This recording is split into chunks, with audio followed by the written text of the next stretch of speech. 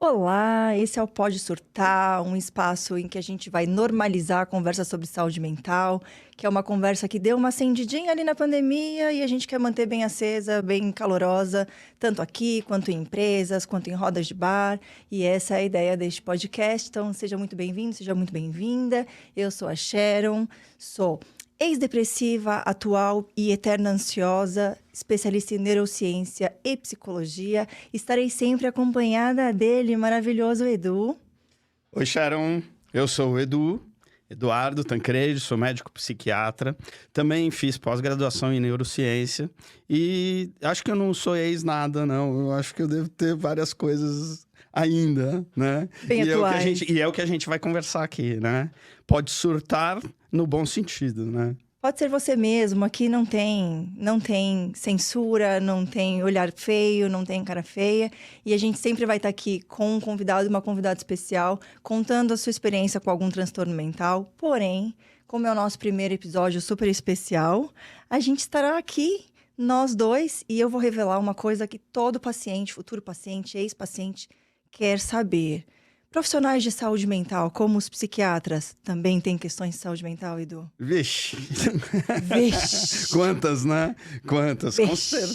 Com certeza, Sharon.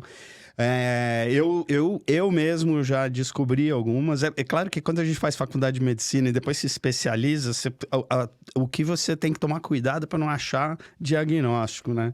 Porque o achar diagnóstico quando você está estudando é fantástico. Mas eu tenho sim. Tenho. E uma das minhas maiores dificuldades é a minha fobia social. Ah lá, gente. Falar em público. Falar em público. Que bom que a gente só tem 3 pessoas assistindo. Ainda bem. Ainda bem. E eu tava comentando com você no nosso, né, na nossa prévia aqui, que eu com certeza não vou conseguir assistir esse episódio. Nem assistir, nem ouvir. Eu odeio me assistir e me ouvir. Gente, como pode? Olha só esse homem maravilhoso falando isso. E não faz nenhum sentido pra mim. Mas primeiro eu queria dizer de nada, paciente, doutor Eduardo. Porque eu, como paciente, faço terapia, tenho acompanhamento psiquiátrico, sempre quis perguntar para os meus médicos, né, para minha psicóloga, vocês que dão, né, conselhos tão sensatos, tão calmos, tão perfeitos, vocês não têm problemas, vocês têm problemas também, né? Ah, com certeza. De nada, meus pacientes que agora já sabem. De nada, faço o que eu digo, não faço o que eu faço. Não, mas sem sacanagem. Eu acho muito importante, eu muitas vezes falo também das minhas dificuldades para meus pacientes. A fobia social é uma das coisas, né? É uma das minhas dificuldades. Eu sempre fui muito tímido quando pequeno.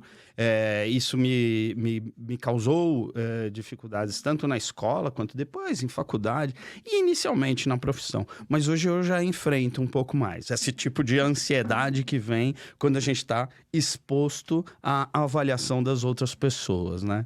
Então, eu sempre, quando atendo um paciente com fobia social, eu costumo dizer para ele, olha, eu tenho isso, né? E superei de determinadas maneiras, tá? Então é sempre legal, porque dá um exemplo para que a gente possa conduzir a conversa. Ah, quebradinha de gelo, né? Não, quebradinha de gelo. É quebradinha de gelo. Eu fiquei maravilhada quando meu psiquiatra, que não é Edu é um grande amigo, o meu psiquiatra falou que também tem fobia de avião, porque eu tenho uma fobia de avião, assim, de panicar, de suar, ficar branca.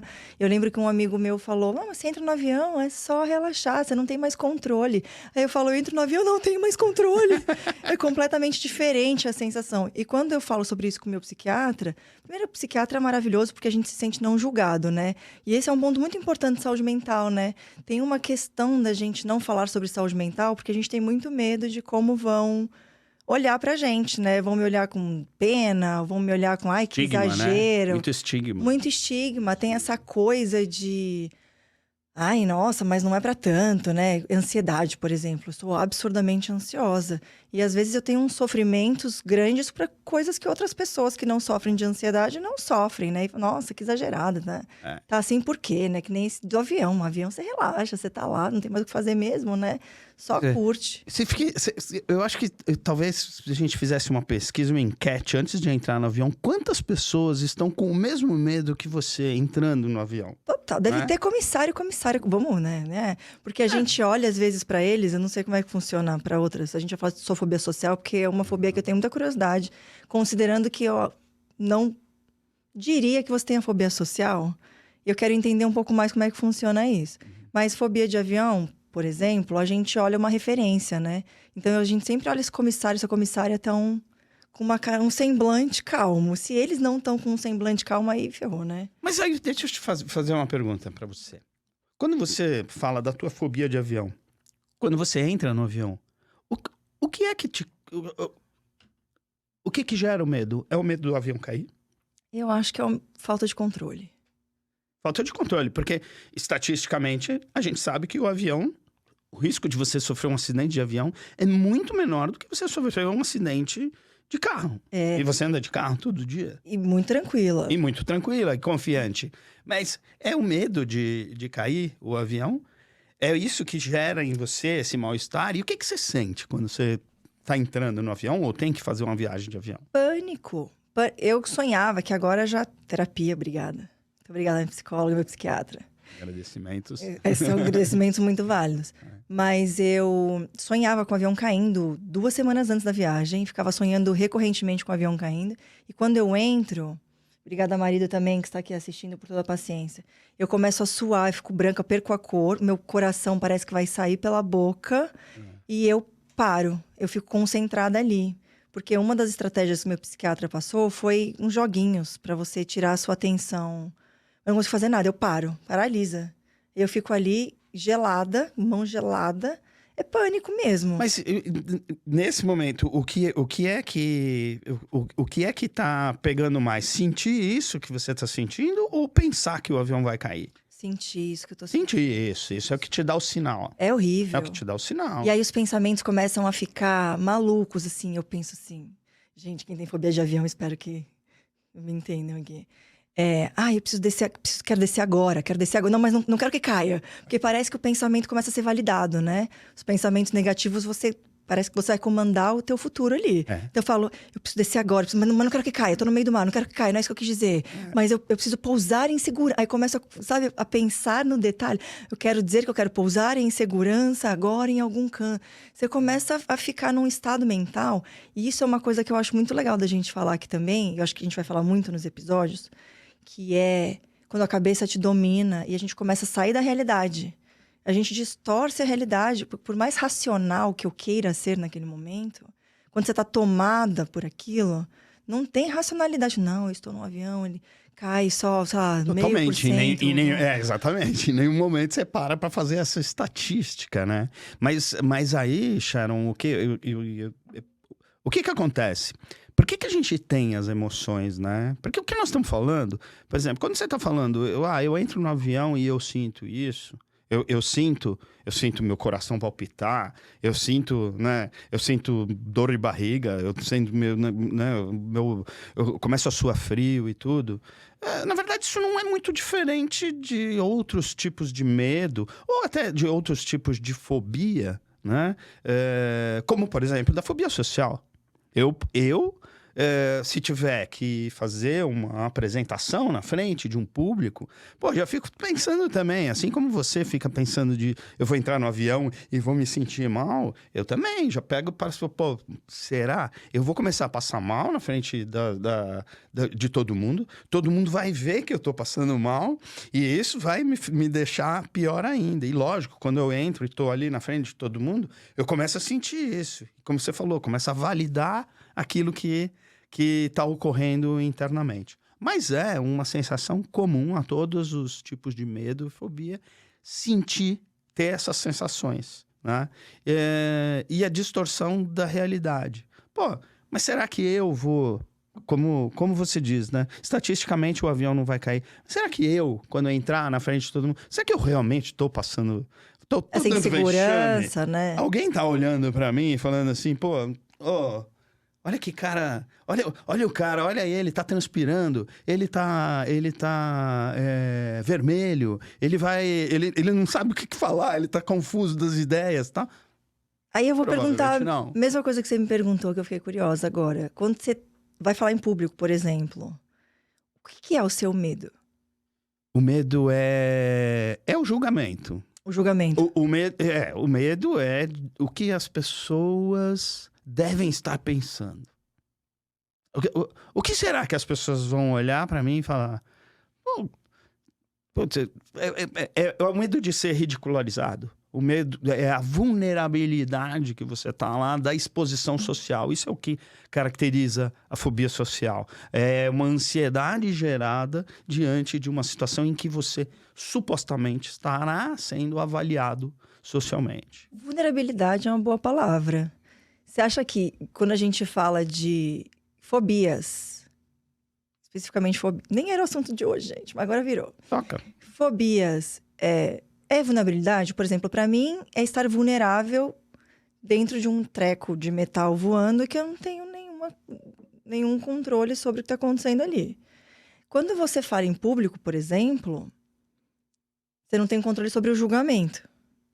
Você tem controle sobre o que você... Nem sempre também, né? Não, esse é o problema. Nem sempre. E às vezes o pânico domina você não falar. Eu tenho um amigo meu que contou uma história dessa. Ele deve estar assistindo, ele também segue a gente. E ele falou isso. Ele falou que tinha uma apresentação da empresa na frente dos escritórios globais, né? Assim, todos os escritórios do mundo. E eu tinha que fazer uma apresentação. Cheguei lá, deu branco. Tá branco, exatamente. Parei. É isso mesmo. Mas, por exemplo, vamos lá. O que acontece muito na cabeça de uma pessoa numa situação dessa? E olha, isso vale para um público de 5 pessoas, por exemplo. Sei lá, vale para apresentar um trabalho na frente da classe e como vale também para apresentar diante de várias pessoas. E eu aqui já digo de antemão, eu faço isso naturalmente. Hoje, normalmente, né? Normalmente, não é que eu não sinta ansiedade. Eu sinto, mas eu consigo, assim, de alguma maneira, lidar com ela, porque eu aprendi ao longo dos anos. E se eu não aprendi, eu também tenho a receita para fazer o remedinho para mim. Essa é a vantagem de ser drogas, psiquiatra, obrigada. Né? Também amo. Depois a gente fala. Mas tem... É prática. É enfrentar. É enfrentamento. É enfrentamento. É enfrentamento. E aproveitar, você falou da vulnerabilidade. Eu gosto muito de falar sobre... Quando a gente fala de ansiedade, quando a gente fala de depressão, quando a gente fala daquilo que a gente interpreta, do que a gente está sentindo... Acho assim, é muito importante que a gente entenda que as emoções, existem emoções, e emoções não são necessariamente conscientes, a gente é que dá o tom, a gente que entende as emoções, mas as emoções existem para nos proteger, certo? Então, o medo é absolutamente necessário, porque se eu não tiver medo, eu vou me aproximar das coisas que podem me ameaçar. E no final, a emoção serve para proteger a vida, né? Então, eu tenho que me afastar daquelas coisas que podem me fazer mal, podem ameaçar a minha vida. Então, em última instância, fugir. E eu tenho que ir atrás das coisas boas, né? Que me causam alegria, que me causam prazer, que são necessárias à vida. Vamos lá, vou dar um exemplo muito básico. Eu tenho que ir atrás da comida, né? Comer tem que ser algo que ative de alguma maneira meu circuito de bem-estar, de prazer. Isso é um problema. É um problema. Isso é um problema às vezes. O que faz a gente se sentir feliz comendo, né? Então, aquilo que médicos não deixam a gente comer. Vulnerabilidade é a gente achar, é a gente se ver diante de uma situação de não controle. Como se a gente pudesse controlar. ter o controle. Anos de terapia para entender que a gente não pode controlar, né? Anos de terapia. A fobia social, você fala de falar em público, né? Tem, por exemplo, para mim, fobia social tinha muito a ver estar em público. Então, por exemplo, num show, te incomoda? Legal. Não, é bem legal. É quando você tá exposto. Eu vou dar uma... essa ansiedade de estar, por exemplo, num lugar cheio ou um lugar público é chamado agorafobia. Agorafobia agora vem de praça pública, né? Então é essa sensação de vulnerabilidade mesmo diante de um lugar com muitas pessoas e tal. A fobia social, ela não é... a pessoa não tem o receio de estar no meio da multidão, desde que ela esteja escondida no meio da multidão. Ninguém me vê, já tá ninguém tudo me vê, certo. tá tudo certo, né? Eu só não quero que um holofote caia aqui em cima de mim e que todo mundo olhe, pare, olhe pra mim e fale assim, pô, olha, cara. E tem muito a ver, não é necessariamente, veja... Não é uma timidez, é uma dificuldade de lidar com a ansiedade nessas situações. Da tá? atenção. Porque é claro que todo mundo, isso faz parte, isso é do ser humano, a gente quer ser aceito. A gente quer ser aceito num grupo, a gente quer ser bem visto nesse grupo. E dos maiores medos é a exclusão. E você pode ser, muitas vezes, excluído de um grupo porque você se ridiculariza, né? Ou se as pessoas te veem, né, de uma forma ridícula, ou você como um... Assassinando o microfone. Ou, sei lá, que você possa se aparecer de uma maneira ridícula na frente dos outros, e isso no final vai levar à exclusão. Tem muito a ver com essa coisa, né, da aceitação e do... E você sabe que até uma coisa interessante, né? Eu não tenho fobia social, adoro estar aqui nesse momento. Adoro falar em público, não tem nenhum problema com isso, da ansiedade de esquecer alguma coisa, mas não... Ansiedade normal do novo, do que vai acontecer ali. Mas eu tive uma gestão, uma época, e aí entrando como isso pode estar no nosso dia a dia, como as pessoas têm responsabilidade. Isso é um ponto que eu sempre bato, né? A nossa responsabilidade com a saúde mental do coleguinha, de qualquer pessoa. E eu tinha uma gestão que me intimidava muito a falar em público. Porque eu sou uma pessoa muito espontânea. Então, eu sou espontânea. Faço piadinhas, não sem graça. Sou muito boa nisso. Ainda não tô na idade de fazer piada sem graça. Mas faço comentários. E ela ficava meio assim comigo. E falava... E ela me parabenizava quando eu não falava. Que ela dizia que, às vezes, falava coisas que eu não deveria falar pros clientes e tal. Mas sob a ótica do que ela tinha de formalidade, né? A minha informalidade incomodava um pouco. E aí, eu comecei a criar um pânico de falar quando eu tava com clientes. Eu achava que eu ia estragar um negócio, que eu ia falar alguma coisa que ia... É que já ficava antecipado na tua mente, era como se ela tivesse já te condicionado. E aí eu lembro que eu tinha reuniões com clientes, às vezes de manhã, eu não dormia, eu tinha uma ansiedade horrorosa, tinha uma insônia horrorosa. E eu lembro uma vez, aí ficou muito forte pra mim, eu lembro uma vez que eu tava numa reunião com um cliente, a minha batata da perna suou. Eu nem sabia que era possível... Que batatas da perna suavam. E eu lembro caindo gotinhas de suor pela minha batata, porque eu tava em pânico de falar. E aí eu até te perguntei se era treino, porque hoje eu me sinto super confortável de novo. Eu demorei, mas eu precisei me expor a clientes para ir ganhando confiança de que tava tudo certo, que não ia acontecer nada de errado ali. É isso mesmo, é a exposição. Por quê? Porque, em última instância, como é que a gente faz para se proteger da fobia? Eu evito a situação que me faz mal. Só que quanto mais eu evito, mais aquele monstrinho vai crescendo na minha mente. E eu vou cada vez mais achando que eu sou incapaz. Por exemplo, é fácil você não ter fobia de avião. Não viaja de avião. Né? Super fácil. E aí, eu acho que isso é uma coisa legal. Você fala né, do como muitas vezes você pega uma situação de uma liderança, né, uma liderança na empresa, que ao invés de te favorecer nas coisas positivas, né, de fazer você avançar nas coisas positivas, te aponta uma coisa e te prejudica, né?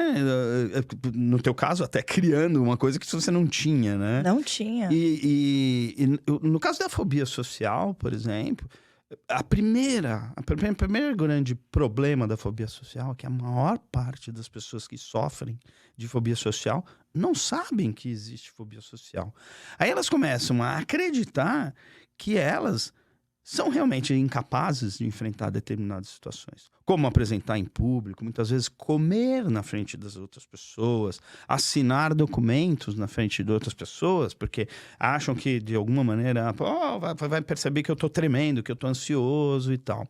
E aí as pessoas não buscam ajuda para isso, por não saberem que existe a possibilidade de ser ajudados.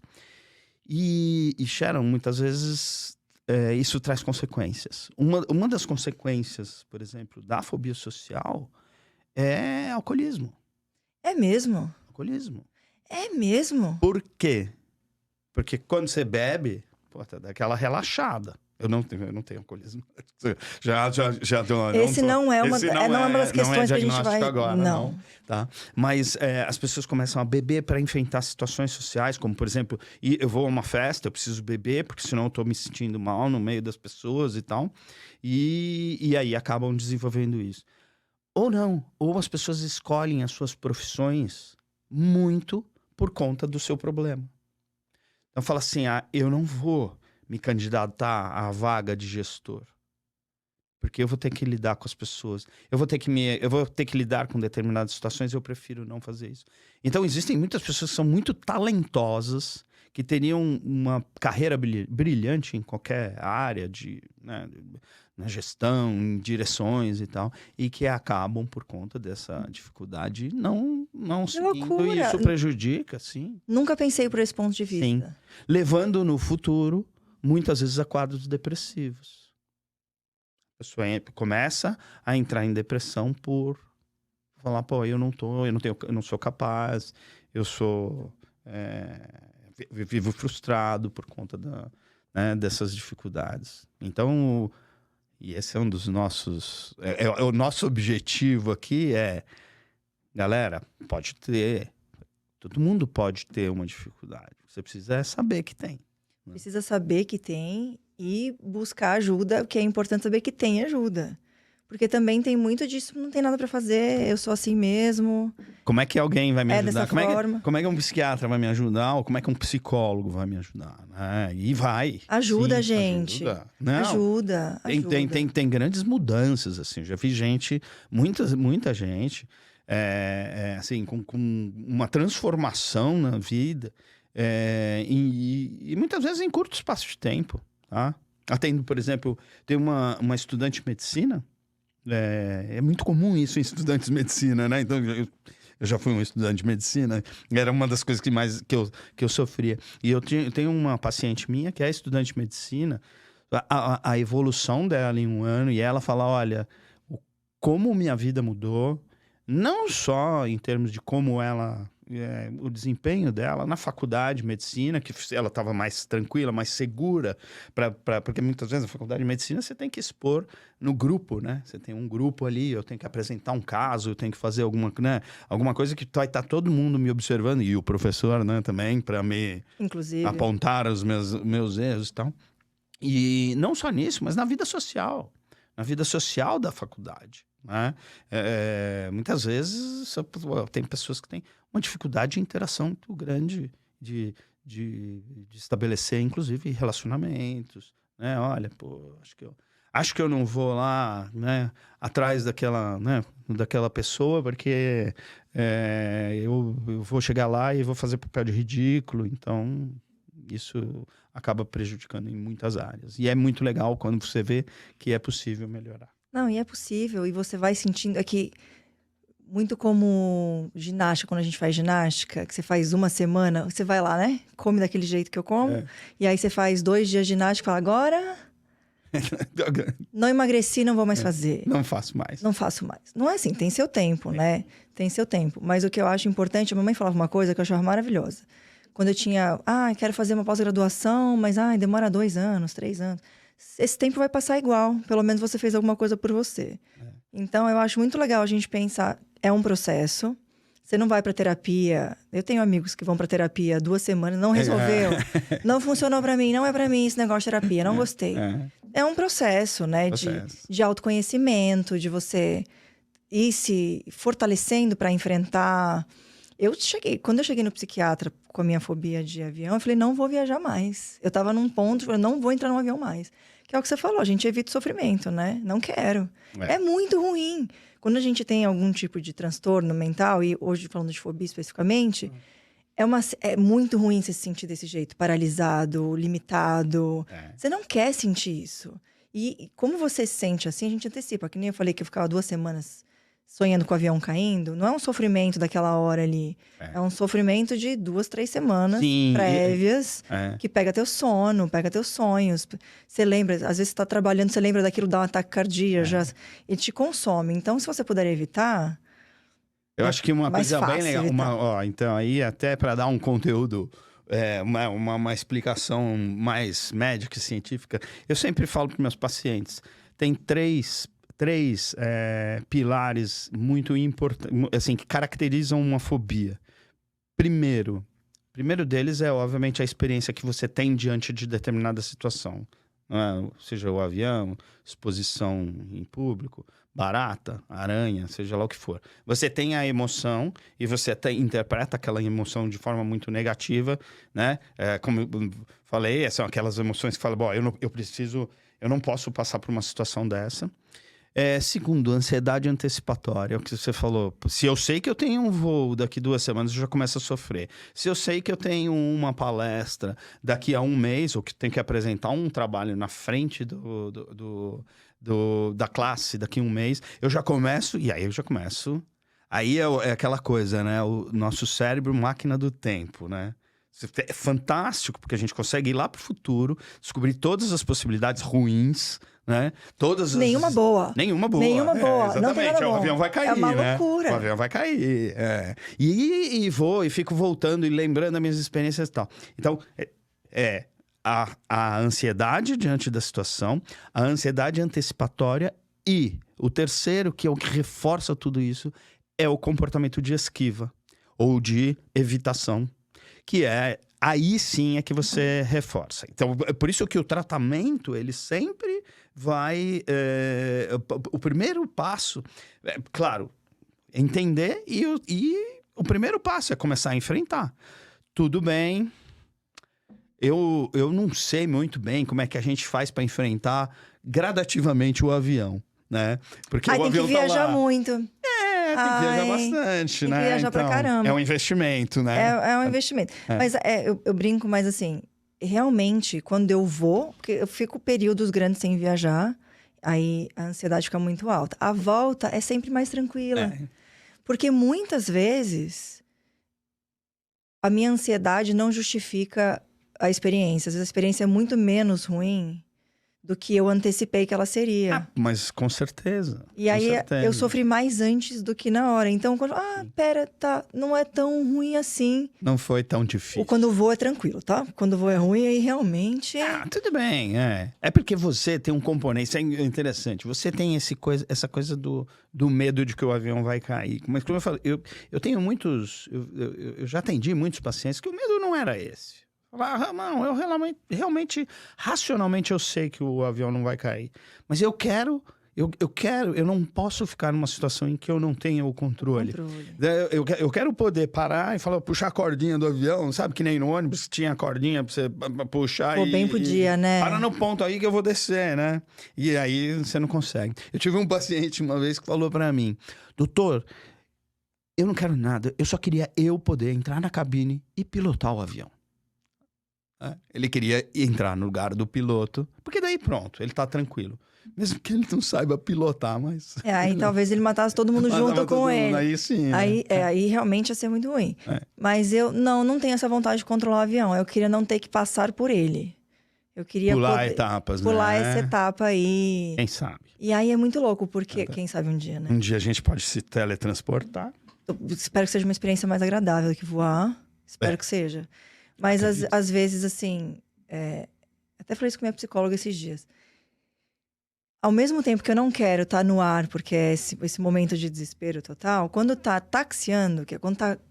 Taxiando não, quando tá correndo né, acelerando pra subir, eu quero que suba logo. Porque aquela ansiedade só vai. Só termina logo esse negócio, sabe? Só vai. Porque nessas semanas que você fica nessa tortura mental, você fica imaginando esse primeiro momento do avião, né? É o momento. Porque depois, a hora que o avião estabiliza lá em cima, tá tudo... Né? Não tem mais como falar agora eu tô aqui, né? Agora eu tô aqui. Se o voo é bom, vai bem. Por isso que eu falei que às vezes a ansiedade antecipatória, ela é pior do que quando o voo tá ruim, aí... Aí realmente é cruel. O pior é a nossa fantasia. O pior é a nossa fantasia. É a nossa mente, né? É onde a mente vai. E esse é o tópico, né? Esse é o tópico. Todos os episódios, é isso. A nossa questão é a mente. Que eu acho que é muito interessante, porque o ser humano, a gente já conversou antes, Eduardo, sobre isso. Várias vezes, né? Várias vezes. A mente, o pensamento, o projetar o futuro é um privilégio do ser humano, né? Nenhum outro animal consegue, é capaz de projetar o futuro como a gente é. Sim, é uma grande vantagem evolutiva nossa, né? É uma grande vantagem fazer planejamentos, olhar, ver hipóteses e tal. A bênção e a maldição, né? É, a bênção e a maldição, exatamente. A bênção e a maldição. Porque a cabeça, ela é poderosa, né? A gente brinca, até falei esses dias com algum amigo meu, a gente tem esse símbolo do coração como grande, né? Grande comandante da emoção, né? Do nosso... E, na verdade, o cérebro que tá ali. Então, o cérebro, o que ele faz, eu acho que é colocar a gente nas armadilhas mesmo, né? E que no fundo, assim, ele interpreta o que o coração fala, né? O coração... E por que o coração é o símbolo da emoção? Porque uma das coisas que a gente sente... comum, tanto nas emoções negativas, vamos dizer, de valência negativa, como o medo, né, a ansiedade e tal, como nas positivas, o coração acelera, né? Quando eu falo, nossa, eu tô aqui diante de uma coisa legal que vai acontecer, que tá acontecendo. Então, por isso o coração é o centro das emoções. Mas quem interpreta a emoção, quem faz essa interpretação do que está acontecendo, e justamente para poder planejar o futuro, eu acho que a analogia fantástica, o nosso cérebro é uma máquina do tempo, né? Porque a gente está o tempo todo indo lá para trás, buscando nossas experiências passadas, tudo que a gente aprendeu, indo para frente, tentando criar um cenário. E às vezes a gente passa pelo presente, né? O presente é só a emoção. A gente tá aqui. Eventualmente a gente tá, mas o presente é aquilo que a gente tá sentindo naquele momento, mas que tá bagunçado na máquina do tempo. Esse negócio do agora, né? Mindfulness e o poder do agora. É difícil esse negócio, né? Olha, eu dizer para você, é difícil. Mindfulness é uma técnica justamente para fazer isso, né? Para a pessoa sair dessa turbulência e trazer realmente a tua atenção para a realidade, para o momento e tal. É justamente para sair da máquina do tempo, né? Falar, olha, vamos parar de brincar de Back to the Future, né? De volta para o futuro. Volta aqui, zera tudo, vamos normalizar, né? O que é difícil é as pessoas conseguirem fazer isso no dia a dia. Eu tentei fazer mindfulness. Você não conseguiu? Não deu certo? Para mim, não. Eu recomendo fortemente, porque eu estudei e todas as matérias da minha pós-neurociência recomendavam fortemente mindfulness. Mas também é um processo, né? Em 8 semanas...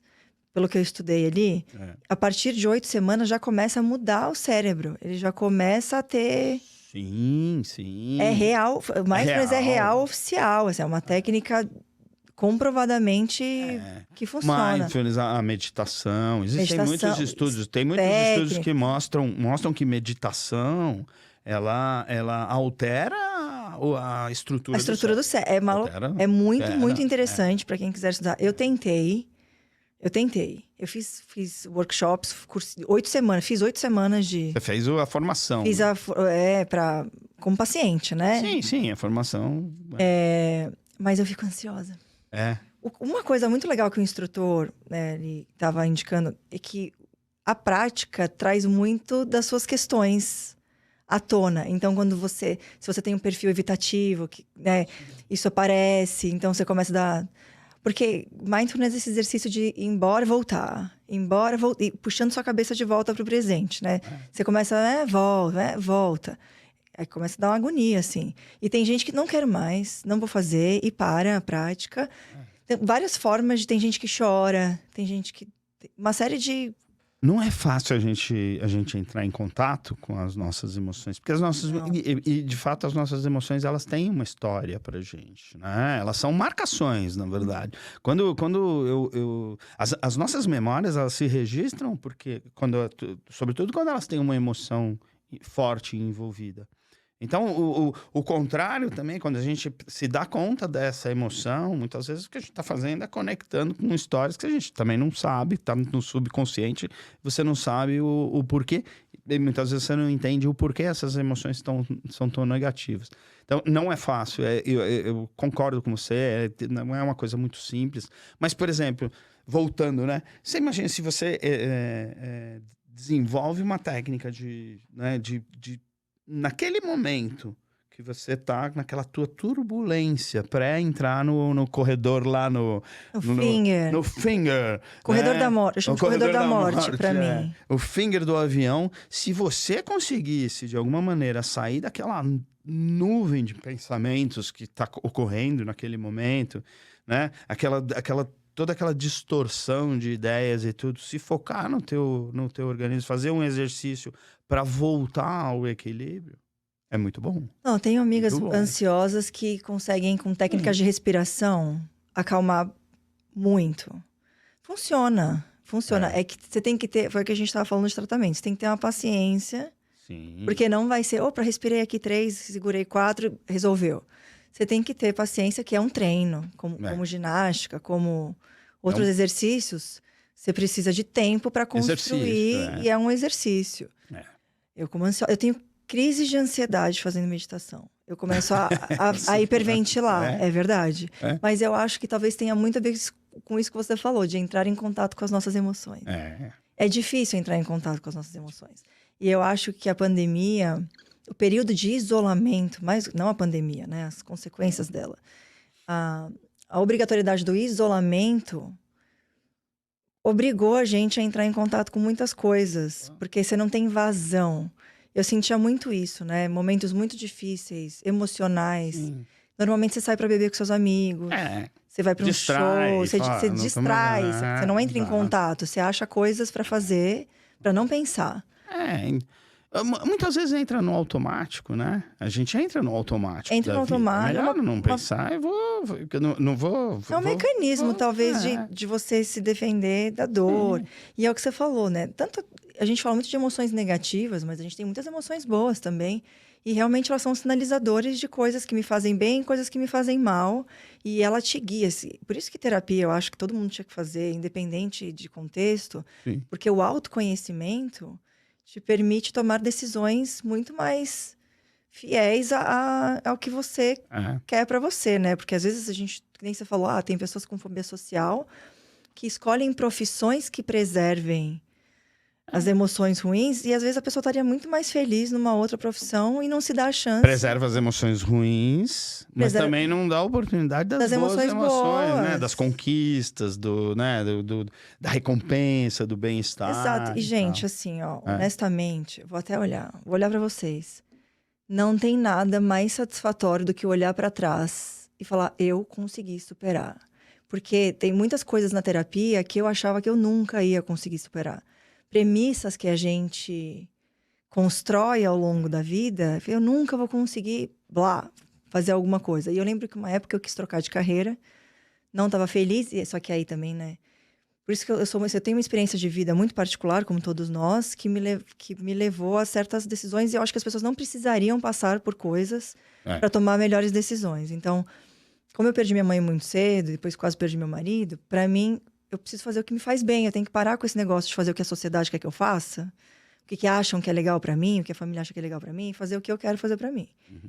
E aí, eu fui atrás de viver sonhos que eu tava deixando guardadinho ali, mas falei, cara, as pessoas morrem, né? Assim, quanto tempo eu tenho aqui? Quanto tempo eu tenho com as pessoas aqui? Então, eu vou fazer o que muitos pacientes terminais...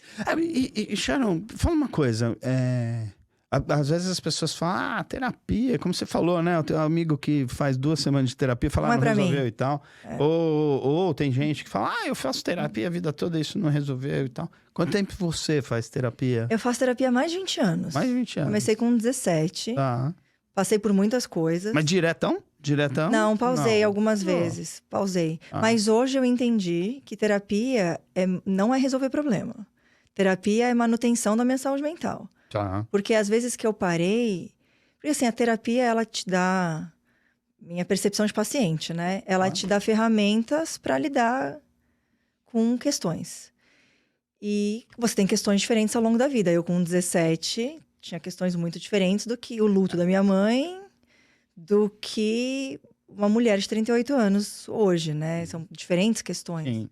Então, Você eu não acho... tá trabalhando o mesmo tema. Não estou trabalhando o mesmo né? tema, mas Exato. o autoconhecimento hoje, ele, meu Deus, faz diferença na minha vida em tudo, assim. Eu consigo sentir, isso aqui me fez bem, isso aqui me fez mal, isso aqui eu não tô acostumada a sentir. Deixa eu discutir na terapia pra entender. Mas quando eu quis trocar de carreira ali atrás, um dos meus maiores paradigmas era ficar sem emprego. Porque muitas pessoas se definem pelo que fazem profissionalmente. O que você é? Sou publicitária. É a primeira coisa que a gente faz. O que você é? Sou psiquiatra. Assim, como você não é mais, né? Imagina se eu virar... Você deixa de como ser. Você não é mais a você Sharon, faz? eu não sou mais o Eduardo. O que você quer ser quando crescer? Que a gente pergunta para as crianças. Sim, parece que é uma obrigação. A gente é vinculado à nossa profissão. É a nossa identidade, a nossa profissão. Então eu não falei, o que eu vou falar para as pessoas se eu tiver sem emprego? Eu estava em transição de carreira, eu queria começar a testar outras coisas, mas eu tinha vergonha e constrangimento em falar, o que você faz? Nada. Você é herdeira, você é rica, você é, né? Eu leio gibi. Você fica sem personalidade. Gente, eu sou um monte de coisas, além de publicitário, ou o que eu estava fazendo naquele momento. E isso foi uma das coisas que eu acho que ali eu entendi que a terapia... Nossa, é isso, sabe? Legal. Eu consegui pedir demissão, foi muito sofrimento. Difícil, né? Eu ia pro trabalho chorando, voltar. De não ser. De não ser. Eu sentia que eu não era. E aí era assim, eu falava, o que você faz? Não tô sem emprego. Te demitiram? Ou o que aconteceu? Eu vou te indicar. Coitado. Não, gente, eu quero realmente, nesse momento, eu preciso entender o que eu quero fazer. E aí vem o julgamento alheio, vem a opinião. Mas eu ter conseguido, pra mim, era uma coisa que era impossível. Legal. E a terapia te ajudou muito nisso? A terapia fez com que eu tivesse coragem de pedir demissão e falar, vou tentar fazer alguma coisa que eu realmente quero fazer. E a terapia, ela é isso, ela te dá ferramentas, te dá segurança, o autoconhecimento. Eu fiquei segura de falar, tudo bem se eu não tiver um emprego, tá tudo certo, tem outras coisas importantes aqui, outros projetos, né? E coisas, e te dá segurança para coisas assim... escrevi meu livro. Muita gente, e aí, fez sucesso, porque, né? É sobre a experiência, gente. Eu falei, não, eu queria escrever, que nem o podcast. Briguei com o microfone também. É que nem o podcast, e aí, você vai ter... Eu falei, gente, eu só quero fazer. Estamos fazendo, só, pra mim, é assim, se vai dar certo depois ou não vai dar certo depois, eu quero viver essa experiência. E eu acho que muitas vezes as pessoas também deixam de viver com medo disso. Não vou escrever um livro que ninguém pode comprar, ou não vou fazer um podcast porque ninguém pode ouvir. Ou vai que todo mundo acha o meu livro ridículo. Ou o texto é péssimo, nossa, péssima escritora, ou não vai ganhar não vou ganhar um Nobel prêmio, aí de literatura. Então a gente fica muito preso mesmo. Eu acho que fobia social, talvez, pelo que você falou, tem muito a ver com, né, como é que você vai ser visto. Sim. E a gente tá numa época aí de internet cruel, de haters, de... Sim, de cancelamento. Cancelamento. Mas aí, Sharon, eu acho que daí, são os temas que a gente tem para falar em vários episódios. Tá próximos... Já passamos o tempo. Já passamos, né? Então, já temos aí várias coisas para falar de terapia, para falar de carreira, de muitas vezes, né? De como a tua saúde emocional, mental pode influenciar na tua carreira, né? Nós pincelamos um pouquinho, mas vamos ter um monte de oportunidades. Teremos muitos assuntos, teremos muitos convidados, teremos muita coisa legal pra falar, então... Vamos encerrar por hoje? Vamos encerrar porque o nosso tempo está acabando, mas a mensagem é... Pode surtar, né? Pode surtar, gente. Pode surtar. Até o próximo episódio.